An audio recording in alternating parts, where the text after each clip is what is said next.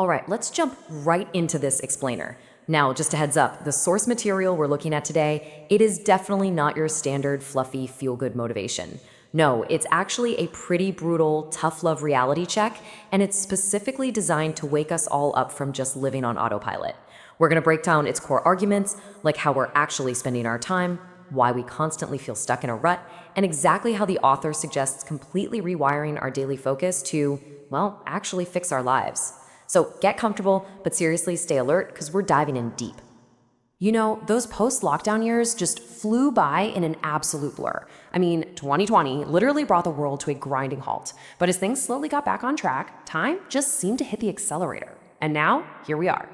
If you're like most folks, you're probably looking back and asking yourself, where in the world did the time go?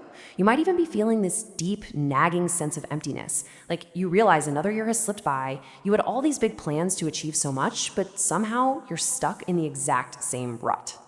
Now, the source material draws this incredibly stark comparison to expose a really uncomfortable truth about our so-called comfort zones. Think about it. On one hand, you have a street dweller whose normal is just surviving on the pavement amidst all this noise and chaos, right? They've completely adapted to it. But then flip it over. Your everyday normal might honestly just be a slightly upgraded digital version of that exact same basic survival mode. You eat the exact same things, run through the same robotic tasks, stress out over pinching pennies, and just entirely numb yourself with endless digital scrolling. We all say we want this high-quality life, but the reality, we're completely trapped in a low-level normal just because we've gotten so used to it. So that brings us to part one, the courage to escape. Now, remember Alcatraz? America's most notorious high-security prison, completely isolated by freezing water. Everyone thought escaping was literally impossible. But then, enter Frank Morris. Now, Frank didn't just casually stroll out the front gate on day one. His whole strategy is a brilliant illustration that escaping a terrible situation, whether that's a literal prison or just a soul-crushing rut in life, takes immense patience and intense observation.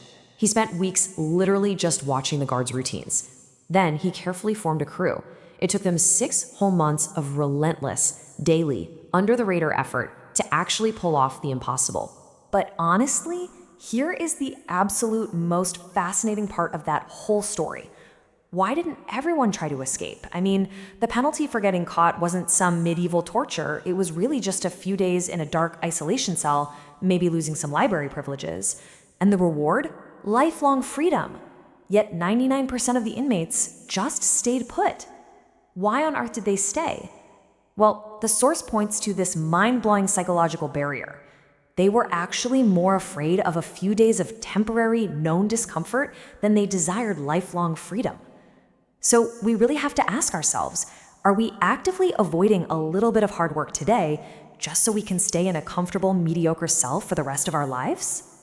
Moving right along to part 2, let's talk about freeing your mental RAM. Okay, so you've probably heard of the famous monkey trap, right? A hunter puts a single peanut in a heavy jar with a super narrow opening. The monkey reaches in, grabs the peanut, and forms a tight fist. But because its fist is closed, it can't pull its hand back out. It's totally trapped. Literally all the monkey has to do to get its freedom back is just let go of a cheap single peanut, but it utterly refuses. And the source makes this incredibly sharp point that honestly, we aren't much different.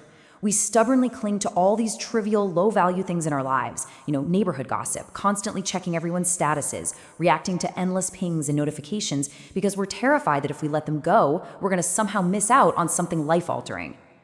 Seriously, think of your brain exactly like a smartphone. Sure, you might have basically unlimited long-term storage, but your working memory, your actual mental RAM, is highly, highly limited. The data here is pretty wild. It shows our mental RAM is just completely overloaded with these digital peanuts. We're handing over 40% of our brain power to social media, another 40% to binge watching random shows, 20% to trivial everyday worries, and that leaves, you guessed it, exactly 0% for our actual meaningful life goals. So let's actually define what we mean here. Mental RAM is simply your working memory.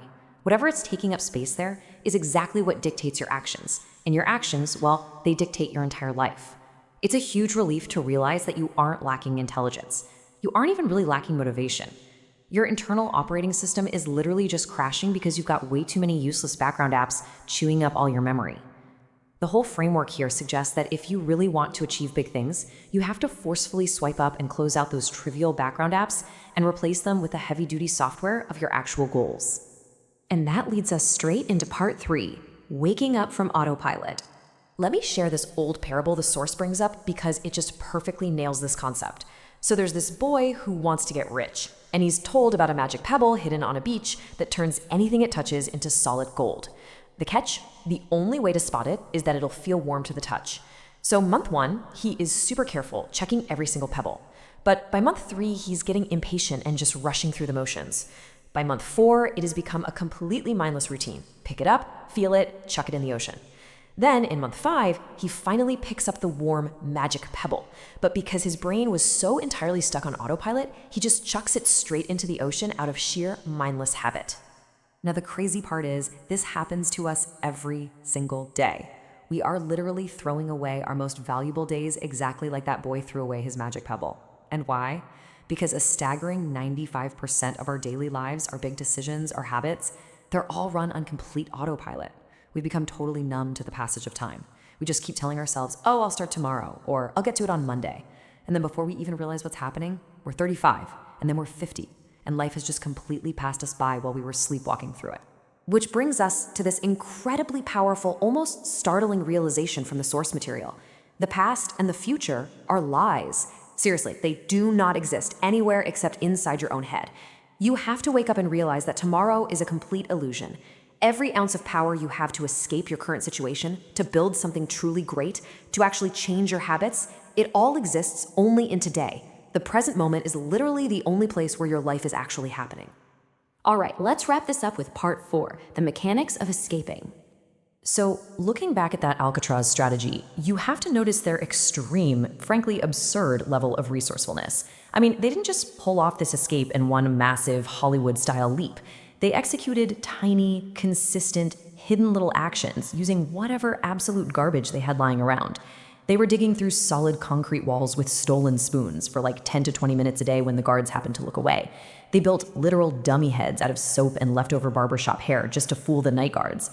They glued old raincoats together to craft rafts. The point is, they used exactly what was right in front of them, today, instead of totally freezing up over the massive ocean they'd eventually have to cross. When you actually map all of this out, our daily paralysis basically boils down to just 3 core problems: confusion, inconsistency, and a lack of motivation. But the good news? Each of these problems has a surprisingly straightforward, actionable solution. So let's break down the solutions for each of these one by one so you can actually start executing on this stuff today. Okay, first up, to combat confusion, the ultimate solution is deep focus. The method here suggests picking just one single thing, one core interest, one skill to build, and you ruthlessly ignore all other unrelated distractions. You basically have to actively brainwash your own mental RAM with this one specific topic. You just surround yourself with it completely. Read about it, watch content on it, talk to people about it for 6 solid, uninterrupted months. You don't even need to know what step 10 looks like right now. You just take daily action with whatever tools you currently have. You fail, you learn, you adjust. And I promise you, the path forward will basically reveal itself. It's exactly like those Alcatraz inmates. They only figured out how to tackle the next barrier after they successfully broke through the first one. Second, if you're someone who constantly struggles with inconsistency, you absolutely have to stop short-circuiting your brain by obsessing over the distant future. Think about it. When you just stare at the massive mansion you eventually want to build, your brain gets completely overwhelmed and just totally shuts down. You panic, right? The actual magic happens today. You just need to simply focus on laying today's bricks. Did you lay your 3 bricks today? Yes? Awesome. Then you were incredibly successful today. The giant building is going to naturally build itself over time as long as you just stay laser focused on the individual bricks right in front of you. And finally, if you're just sitting around on the couch waiting for a lightning bolt of motivation to strike, the source clearly points out that you've got the formula completely backward. The science actually shows that action absolutely has to come first if you want to ignite that motivation engine. You take the action even when you really don't feel like it. See, taking that action creates immediate momentum and the small, quick sense of achievement, which then miraculously generates the motivation, which naturally leads right back to taking even more action.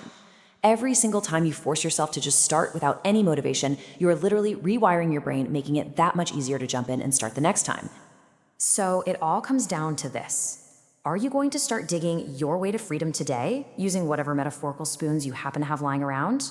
Or are you just going to comfortably sit there in your cell waiting for a magical tomorrow that is never actually going to arrive? The choice is 100% yours. But just keep the source's chilling final thought in the back of your mind. Every single day you choose to do nothing, your cell gets just a little bit smaller.